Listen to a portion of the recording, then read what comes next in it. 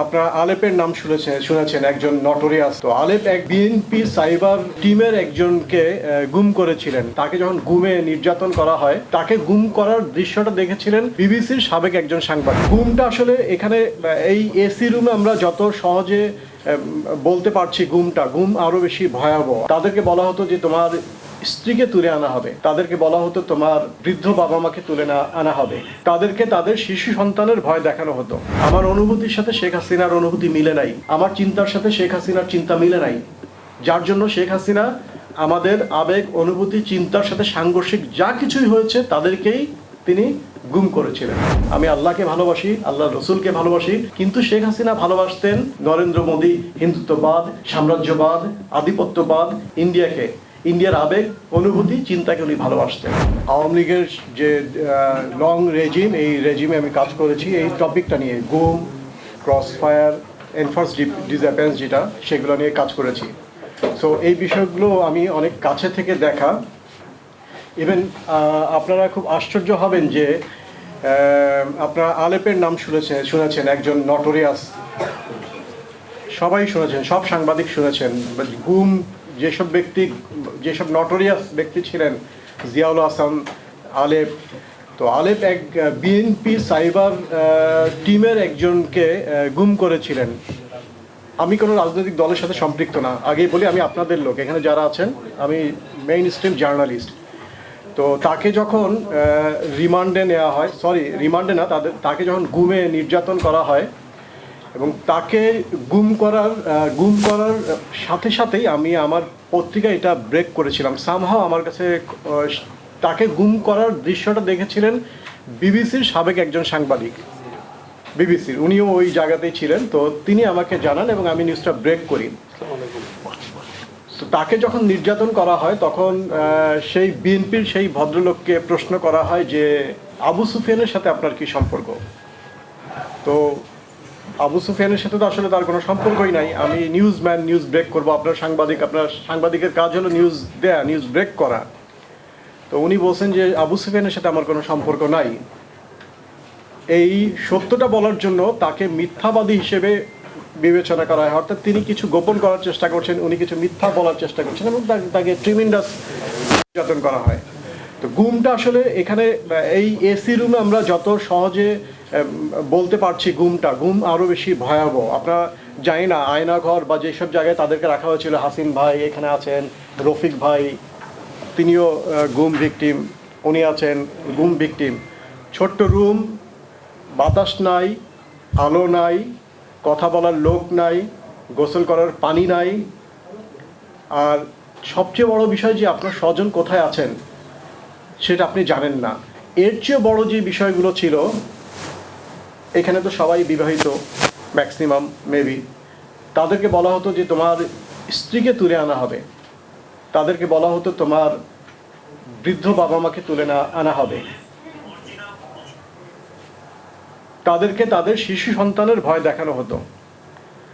মানে নির্যাতনের স্কেলটা আপনারা দেখেন যে একদিকে তিনি কোথায় আছেন স্বজন জানেন না, ওই ছোট্ট ঘরে তার যে ভয়াবহ যে অবস্থাটা সেইটা, পাশাপাশি তার উপর যে মানসিক চাপটা। গতকালকে আমি গাজ্জার একটা ভিডিও দেখছিলাম যে এক ব্যক্তি গাজ্জার, যেটাকে আমরা গাজা বলি, গাজ্জার থেকে রিলিজ হন একজন, এবং হওয়ার পরে উনার পুরো শরীরটা কাঁপছিল এবং তার সামনে তার স্বজনরা যখন আসে, সে একবার দাঁড়ায় একবার বসে, তার ছোট্ট বাচ্চা বসে, সে তার বাচ্চার পা ধরার চেষ্টা করছে, বাচ্চার শরীর।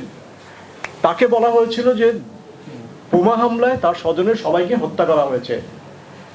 তো সে যখন তার পরিবারের সদস্যদেরকে দেখে, দুই বাচ্চাকে দেখে, তার স্ত্রীকে দেখে, এবং সে ট্রমাটাইজ, সে তো আসলে ওয়ান কাইন্ড অফ অসুস্থ। তো সে বোঝার চেষ্টা করছিল যে আমি যেই বাচ্চাকে দেখছি এটা আমার বাচ্চা কিনা, বাচ্চার পা ধরছে বসে, বাচ্চার শরীর ধরছে। তো এই যে আমরা গুম সার্ভাইভার, আমরা এসিতে বসে আছি, তারা কিন্তু সেরকম ভয়াবহ ট্রমার মধ্য থেকে এসছেন। আমি তো কাছে থেকেই ওনাদেরকে নিয়ে কাজ করা। তো এখন যেই বিষয়টা, দুটো বিষয় আমি আপনাদেরকে, আমার হাম্বল রিকোয়েস্ট থাকবে সাংবাদিক ভাইদের প্রতি, যে একটা প্রেস কনফারেন্স হয়, প্রেস কনফারেন্স পর আমি নিজেও যে অফিসে আমার দেশে অনলাইন এবং পত্রিকাতে হয়তো রিপোর্টটা আমি দিব, অ্যাসাইনমেন্ট আমার না, আমাদের রিপোর্টার ছিলেন, ক্যামেরাম্যান ছিলেন। তো রিপোর্টটা দিলাম, আমার কাজ শেষ, কালকে হয়তো আমাকে আরেকটা অ্যাসাইনমেন্ট দিবে অফিস। আপনাদের কাছে আমার হাম্বল রিকোয়েস্ট, যারা জার্নালিস্ট তারা এই ইস্যুটা আপনারা ভালোভাবে নিবিড়ভাবে অধ্যয়ন করবেন। এটা হচ্ছে আমার রিকোয়েস্ট, যে আসলে এই ইস্যুটা কি, এই গুম ইস্যুটা কি। আপনার পিনোশেকে যখন ইংল্যান্ডে ধরা পড়ার পরে পিনোশেকে যখন সাংবাদিকদের সামনে হাজির করা হয়, আপনারা সবাই পিনোশের নাম শুনেছেন।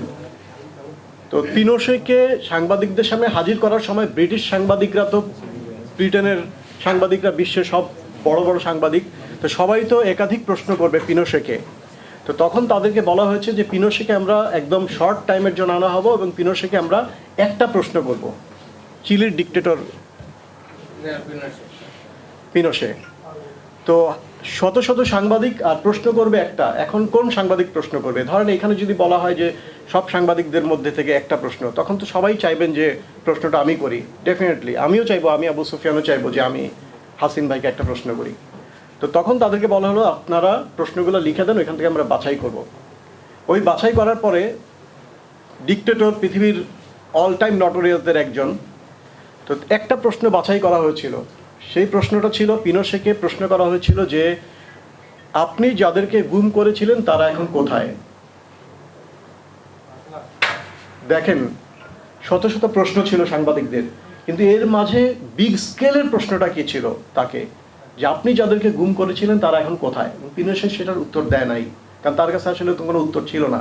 যেমন শেখ হাসিনার কাছে উত্তর নাই যে চৌধুরী আলম এখন কোথায়, শেখ হাসিনার কাছে এখন উত্তর নাই সুমন ভাই কোথায়, তুলির ভাই সুমন ভাই কোথায়, ইলিয়াস আলী কোথায়। আমরা জানি, আমরা ফার্স্ট রিপোর্ট করেছিলাম যে ইলিয়াস আলীকে টুকরো টুকরো করে শীতলক্ষায় ভাসানো হয়, এবং কয়েকদিন আগে দেখলাম মানব জমি স্বর্ণান্য পত্রিকা, কিন্তু আমরা আরও আগে এই রিপোর্টটা করেছি। তো এই প্রশ্ন যদি শেখ হাসিনাকে করা হয় তারা এখন কোথায়, এই প্রশ্ন শেখ হাসিনা আসলে উত্তর দিতে পারবে না। আপনারা এই বিষয়টা গভীরভাবে অধ্যয়ন করবেন, এবং এই এই এই সমস্যা কিন্তু এখানে যারা বসে আছেন তাদের সমস্যা না, এই সমস্যা আমাদের সবারই। কেন এই সমস্যা আমাদের সবার? কেন তাদেরকে গুম করা হয়েছিল? তাদেরকে গুম করা হয়েছিল তাদের আবেগ, অনুভূতি, চিন্তা। আই রিপিট, আবেগ, অনুভূতি, চিন্তা, এই তিনটা শব্দের সাথে শেখ হাসিনার সংঘর্ষ ছিল। আমার আবেগ, এই আবেগের সাথে শেখ হাসিনার আবেগ মিলে নাই। আমার অনুভূতির সাথে শেখ হাসিনার অনুভূতি মিলে নাই। আমার চিন্তার সাথে শেখ হাসিনার চিন্তা মিলে নাই। যার জন্য শেখ হাসিনা আমাদের আবেগ, অনুভূতি, চিন্তার সাথে সাংঘর্ষিক যা কিছুই হয়েছে তাদেরকেই তিনি গুম করেছিলেন। আমার আবেগ কি? আমি একজন মুসলিম, আমি আল্লাহকে ভালোবাসি, আল্লাহ রসুলকে ভালোবাসি, আল্লাহ আমাকে যা দিয়েছেন সেটা দিয়ে আমি শাসিত হতে চাই, আমি সেটাকে ভালোবাসি। কিন্তু শেখ হাসিনা ভালোবাসতেন ইন্ডিয়াকে, ইন্ডিয়ার আবেগ, অনুভূতি, চিন্তাকে উনি ভালোবাসতেন। নরেন্দ্র মোদী হিন্দুত্ববাদ, সাম্রাজ্যবাদ, আধিপত্যবাদ, এগুলো দিয়ে শাসিত হতে ভালোবাসতেন শেখ হাসিনা। স্বাভাবিকভাবেই শেখ হাসিনার সাথে আমাদের সংঘর্ষ হবে না ভাই? হবেই তো। আমার আবেগ, অনুভূতি, চিন্তার সাথে তো শেখ হাসিনা আবেগ, অনুভূতি, চিন্তা মিলে না। এখনো উনি যে ভাষণগুলা দেন, দেখবেন যে ওই ধরনের হোস্টাইল তিনি। এই গভর্নমেন্ট, সেকেন্ড যে বিষয়টা, এই গভর্নমেন্টকেও এই বিষয়টা বুঝতে হবে যে জনগণের আবেগ, অনুভূতি, চিন্তার বিরুদ্ধে তারা কাজ করবেন কিনা। যদি তারা আবেগ, অনুভূতি, চিন্তার বিরুদ্ধে কাজ করেন, অবশ্যই জনগণ এই বিষয়টাকে স্বাভাবিকভাবে নেবে না।